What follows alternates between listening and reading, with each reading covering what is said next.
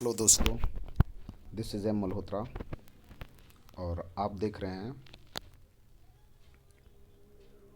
BSCV Patna arts. आज हम लोग टेंथ के इकोनॉमिक्स के पहला चैप्टर की बात करेंगे। पहले चैप्टर्स के ऑब्जेक्टिव को देखेंगे, जिस चैप्टर का नाम है अर्थव्यवस्था एवं इसके विकास का इतिहास। तो सबसे पहले मैं आपको बताना चाहूँगा कि अगर आप हमारे चैनल पर नए हैं तो इस चैनल को सब्सक्राइब कर लें, और अगर आप चाहते हैं कि आपके दोस्त भी ऐसे वीडियोस देखें और अगर आपको अच्छा लगे तो उन्हें शेयर करें। तो चलिए हम लोग इस चैप्टर को सबसे पहले देखते हैं इस चैप्टर के पहले क्वेश्चन को। मैं आपको बताना चाहूँगा इस चैप्टर के बारे में एक एक क्वेश्चन करके, जो एग्ज़ाम के दृष्टिकोण से काफ़ी इम्पोर्टेंट होते हैं। आइए देखते हैं पहला क्वेश्चन। आपको पहला क्वेश्चन देने से आने से पहले मैं आपको बता देना चाहूँगा कि एक क्वेश्चन को आपको मिलेंगे 5 सेकेंड, और आप वीडियो को रोककर आप उसका आंसर देने की कोशिश कीजिएगा। तो आइए शुरू करते हैं। सबसे पहला क्वेश्चन आपके सामने इस प्रकार है। पहला जो क्वेश्चन है, जिस देश की राष्ट्रीय आय अधिक होती है वह देश कहलाता है।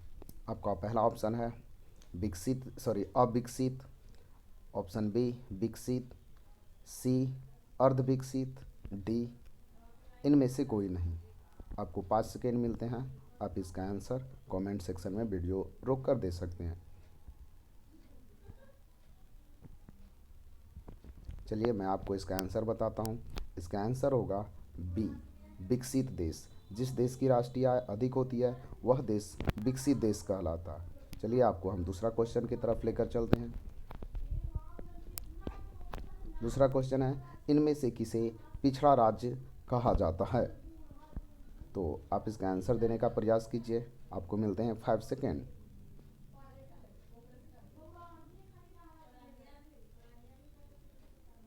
चलिए मैं आपको आंसर बताता हूँ। इनमें से किसे पिछड़ा राज्य कहा जाता है, तो इसका आंसर होगा सी यानी बिहार। बिहार को पिछड़ा राज्य कहा जाता है, और बिहार के साथ और भी बीमारू राज्य के नाम से जाने जाते हैं, जो इस प्रकार हैं। सबसे पहला BI से बिहार, M से मध्य प्रदेश, A से असम, R से राजस्थान और U से उड़ीसा। ये 5 राज्य बीमारू राज्य के नाम से जानते हैं। चलिए मैं आंसर आपको दिखाता हूँ। इसका आंसर होगा सी यानी बिहार। अगला क्वेश्चन देखिएगा, इनमें से कौन से देश में मिश्रित अर्थव्यवस्था है। यानी इनमें से कौन जो है मिश्रित अर्थव्यवस्था वाला देश है, जिसमें से ऑप्शन आपको भी नहीं दिया हुआ है। हमारी तरफ से आप यहाँ पाकिस्तान मिश्रित अर्थव्यवस्था वाला। तो चलिए मैं आपको यहाँ ऑप्शन के रूप में एक रसिया को रख देता हूँ। आप इसका आंसर बताइए। पहला ऑप्शन अमेरिका, दूसरा रसिया, तीसरा भारत और चौथा डी यानी इनमें से कोई नहीं।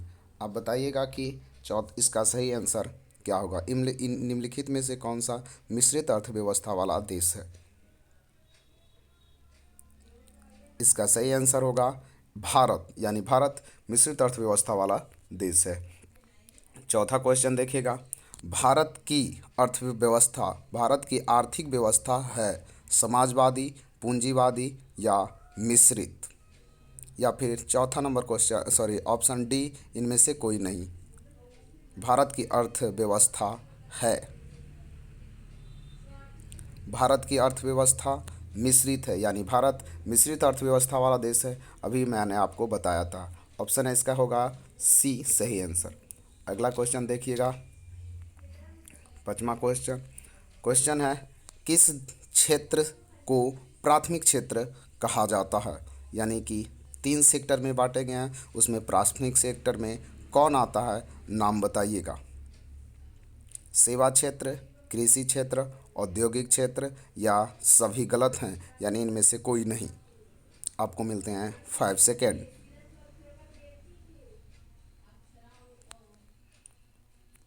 इसका सही आंसर होगा कृषि क्षेत्र, यानी ऑप्शन नंबर बी। कृषि क्षेत्र प्राथमिक सेक्टर के अंतर्गत आते हैं। अगला क्वेश्चन देखिएगा, भारत में योजना आयोग का गठन कब किया गया था। भारत में योजना आयोग का गठन कब किया गया था। आप ऑप्शन देखिएगा। पहला ऑप्शन है ए 18 मार्च 1950, 15 सितंबर 1950, ऑप्शन बी, ऑप्शन सी 15 अक्टूबर 1951 या इनमें से कोई नहीं।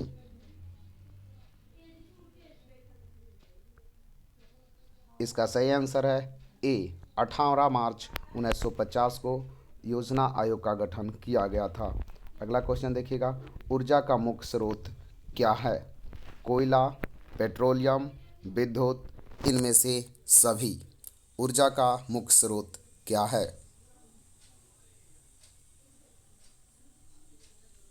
इसका सही आंसर होगा सभी। ऊर्जा के सभी मुख्य स्रोत हैं। Option number D. अगला क्वेश्चन देखिएगा, 8वां नंबर क्वेश्चन, अर्थव्यवस्था के मुख्यतः कितने प्रकार होते हैं?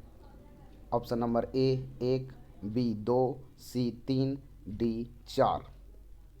अर्थव्यवस्था के मुख्यतः कितने प्रकार होते हैं? इसका आंसर तो आप लोगों ने देख ही लिया होगा। चलिए हम आपको बताते हैं, इसका आंसर होगा सी। अर्थव्यवस्था के 3 प्रकार होते हैं। चौथा नंबर क्वेश्चन देखिएगा, 9वां नंबर क्वेश्चन देखिएगा, भारत में नीति आयोग की स्थापना कब हुई? यानी इसका क्वेश्चन है, भारत में नीति आयोग की स्थापना कब हुई? ऑप्शन नंबर ए 2012 में, बी 2014 में, सी 2015 में और डी 2016 में। चलिए मैं आपको इसका सही आंसर बताता हूँ। भारत में नीति आयोग की स्थापना 2015 में हुआ था। Option number C. अगला क्वेश्चन 10 नंबर क्वेश्चन देखिएगा, जनसंख्या वृद्धि में आर्थिक विकास की गति क्या हो जाती है? यानी जनसंख्या अगर वृद्धि होगा तो हम लोगों की आर्थिक विकास घटेगा या बढ़ेगा या सामान्य रहेगा या इनमें से कोई नहीं। तीव्र यानी बढ़ना,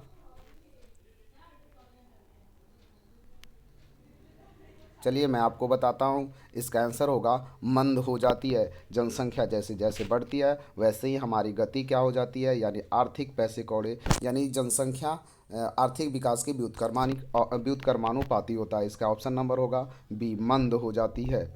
अगला नंबर क्वेश्चन देखिएगा, क्वेश्चन है इस प्रकार, कहते हैं आर्थिक क्रियाओं का उद्देश्य होता है जीविकोपार्जन, परिभ्रमण, मनोरंजन या इनमें से कोई नहीं। आर्थिक क्रियाओं का क्या उद्देश्य होता है, जो आपको आंसर में बताना है।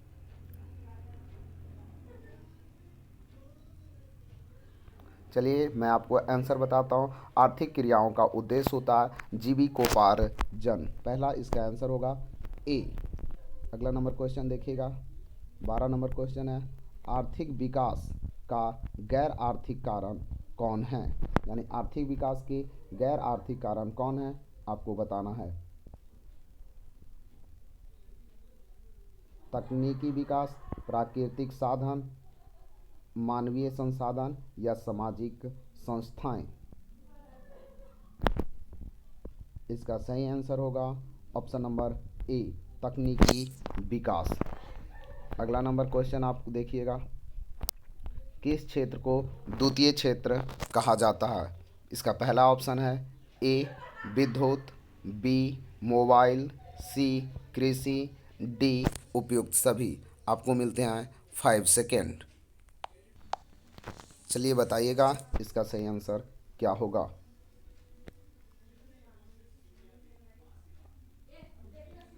चलिए मैं आपको आंसर बताता हूँ। द्वितीय क्षेत्र के अंतर्गत आते हैं विद्युत, प्राथमिक सेक्टर के अंतर्गत कृषि और द्वितीय सेक्टर के अंतर्गत विद्युत, और मोबाइल जो आएगा सेवा क्षेत्र यानी तृतीय सेक्टर में। अगला क्वेश्चन देखिएगा, किस क्षेत्र को तृतीय सेक्टर कहा जाता है? यानी तृतीय सेक्टर को एक और नाम से जाना जाता है, उसका आपको नाम बताना है। सेवा क्षेत्र, कृषि क्षेत्र, औद्योगिक क्षेत्र या इनमें से कोई नहीं। यानी कि तृतीय सेक्टर को किस नाम से जाना जाता है, मैं आपको एक आंसर और अभी बताऊंगा।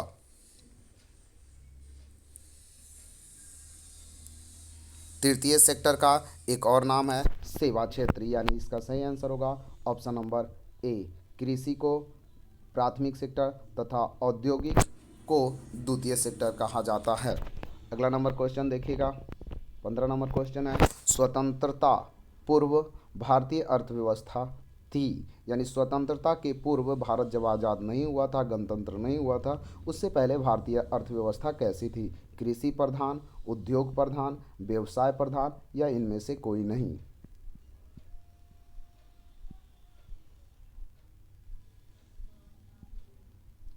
चलिए मैं आपको इसका आंसर बताता हूँ। स्वतंत्रता पूर्व भारत एक कृषि प्रधान देश था, यानी इसका आंसर होगा कृषि प्रधान। 16 नंबर क्वेश्चन देखिएगा।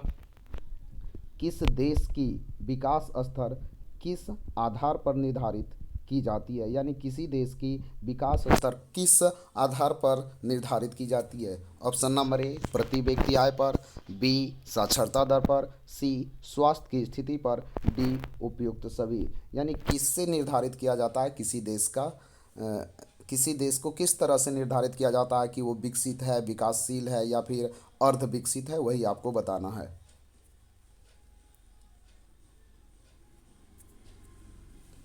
चलिए इसका आंसर मैं आपको बताता हूँ। किसी देश के विकास का दर प्रति व्यक्ति आय से नापा जाता है या मापा जाता है। इसका आंसर होगा ए सॉरी किसी देश का विकास स्तर किस पर आधारित पर किस आधार पर निर्धारित किया जाता, यानी उपयुक्त सभी पर, प्रति व्यक्ति आय पर, साक्षरता दर तथा स्वास्थ्य की स्थिति पर।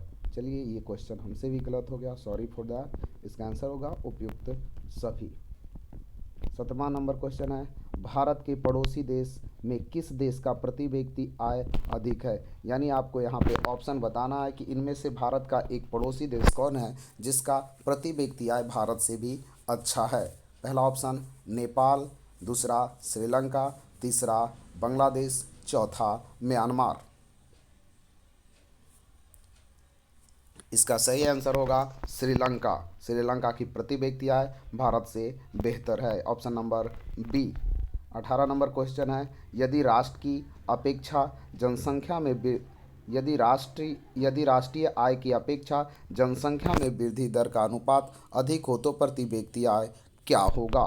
फिर से क्वेश्चन समझिएगा। यदि राष्ट्रीय आय की अपेक्षा जनसंख्या में वृद्धि दर का अनुपात अधिक हो, यानी राष्ट्रीय आय से ज़्यादा जनसंख्या हो, तो प्रति व्यक्ति आय क्या होगा? घट जाएगा, बढ़ जाएगा, सामान्य रहेगा, या फिर इनमें से कोई नहीं? देखिए हम बताए थे जनसंख्या के व्युत्क्रमानुपाती होती है क्या राष्ट्रीय आय, यानी हमारे देश, या फिर बोल सकते हैं हम लोगों की आय, प्रति व्यक्ति आय। तो इसका सही आंसर मैं आपको बता देता हूँ। यदि जनसंख्या ज़्यादा होगा तब प्रति व्यक्ति आय क्या हो जाएगा? घट जाएगा। इसका आंसर होगा बी। अगला नंबर क्वेश्चन देखिएगा। 15 नंबर क्वेश्चन है, फूट डालो और राज करो की नीति किसने अपनाई थी? अंग्रेजों ने, या मुसलमानों ने, या परसियों ने, या फिर किसी ने नहीं? चलिए मैं इसका आंसर आपको बताता हूँ। फूट डालो और राज करो की नीति अंग्रेजों ने अपनाई थी। अगला नंबर क्वेश्चन देखिएगा। ऑप्शन नंबर ए इसका सही आंसर है। 20 नंबर क्वेश्चन है, भारत का प्रथम पंचवर्षीय योजना का कार्यकाल कब से कब तक था? यानी भारत में प्रथम पंचवर्षीय योजना का कार्यकाल कब से कब तक चला था?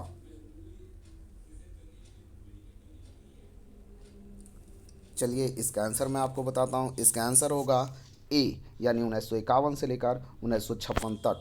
आप इसे वीडियो को रोक कर आप आंसर दे सकते हैं, मैंने पहले भी बताया, और लाइक शेयर करना ना भूलें। अगला क्वेश्चन देखिएगा। अगला क्वेश्चन है, बिहार में जीवन यापन का मुख्य साधन क्या है? यानी बिहार के लोग अपनी ज़िंदगी किस पर ज़्यादा निर्भर करते हैं या कैसे व्यतीत करते हैं, आपको बताना है। पहला नंबर इसका ऑप्शन है कृषि, बी व्यापार, सी उद्योग, और डी उपयुक्त सभी। यहाँ मुख्य साधन पूछा जा रहा है तो ध्यान से। इसका सही आंसर होगा ए कृषि। बिहार की ज़्यादातर जनसंख्या कृषि पे निर्भर करती है। अगला नंबर क्वेश्चन देखिएगा। एक समाजवादी अर्थ व्यवस्था में सर्वाधिक बल किस पर दिया जाता है? एक फिर से सुनिएगा। एक सामाजिक अर्थव्यवस्था में सर्वाधिक बल किस पे दिया जाता है? आपको बताना है। लोक कल्याण पर, उत्पादन कुशलता पर, अधिकतम लाभ पर, आर्थिक स्वतंत्रता पर। चलिए मैं आपको इसका आंसर बताता हूँ। लोक कल्याण पर, यानी कि एक समाजवादी अर्थव्यवस्था में सर्वाधिक बल देने का मतलब कि लोगों के ज़्यादा से ज़्यादा कल्याण हो सके या फिर सुविधा मिल सके, इसका कहने का मतलब ये है। अगला नंबर क्वेश्चन को ध्यान से देखिएगा।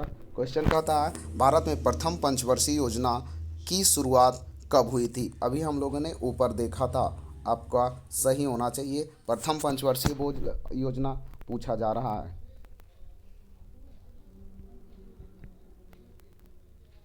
इसका सही आंसर होगा बी। अभी हम लोगों ने ऊपर देखा था, प्रथम पंचवर्षीय योजना की शुरुआत 51 में हुआ था और खर्च चला था 56 तक। तो इसका सही आंसर होगा बी, 1951। अगला नंबर क्वेश्चन देखिएगा। राष्ट्रीय विकास परिषद का गठन कब हुआ था। राष्ट्रीय विकास परिषद का गठन कब हुआ था।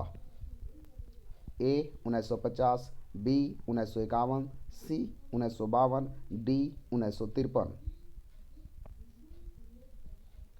चलिए इसका आंसर मैं आपको बताता हूँ। राष्ट्रीय विकास परिषद का स्थापना गठन जो हुआ था 1951 में हुआ था, सॉरी 1952। इसका कहीं कहीं ऑप्शन जो है 1951 52 अगर दोनों देता है तो आप याद रखिएगा, इसका 51 भी आंसर हो सकता है। अगला क्वेश्चन है बैंक उदाहरण है किसके। प्राथमिक सेक्टर के, द्वितीय सेक्टर के, तृतीय क्षेत्र के तथा चतुर्थ क्षेत्र। वैसे मैं आपको बता दूं ऑप्शन नंबर डी नहीं होगा, क्योंकि चतुर्थ क्षेत्र होता ही नहीं है।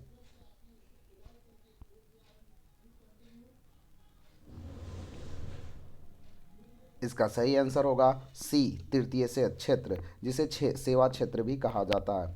अगला नंबर क्वेश्चन देखिएगा, 26 नंबर क्वेश्चन। किस अर्थव्यवस्था में उत्पादन के साधनों पर किसी व्यक्ति का निजी स्थान का अधिकार होता है।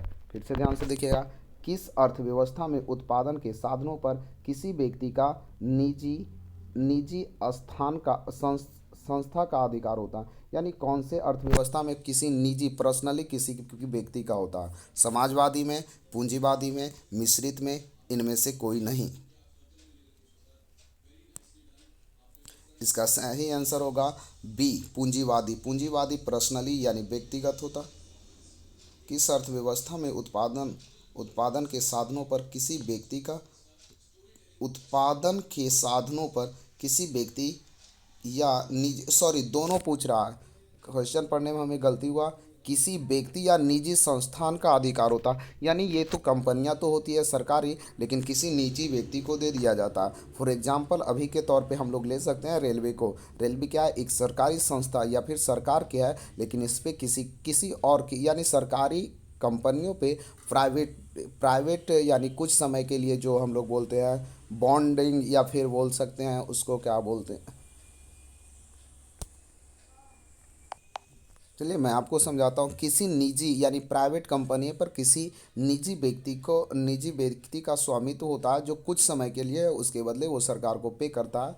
तो ऐसी अर्थव्यवस्था को समाजवादी अर्थव्यवस्था कहते हैं। आगे की बात हम लोग नेक्स्ट क्लास में करेंगे, और तब तक के लिए इतना ही। और नेक्स्ट पार्ट में 26 से आगे की वीडियो मैं आपको दे दूँगा, यानी चैप्टर नंबर 1 ही रहेगा, पार्ट 2 रहेगा। थैंक यू सो मच देखने के लिए, और आप वीडियो को लाइक करें, कमेंट करें और इसे शेयर करना ना भूलें। Thank you so much.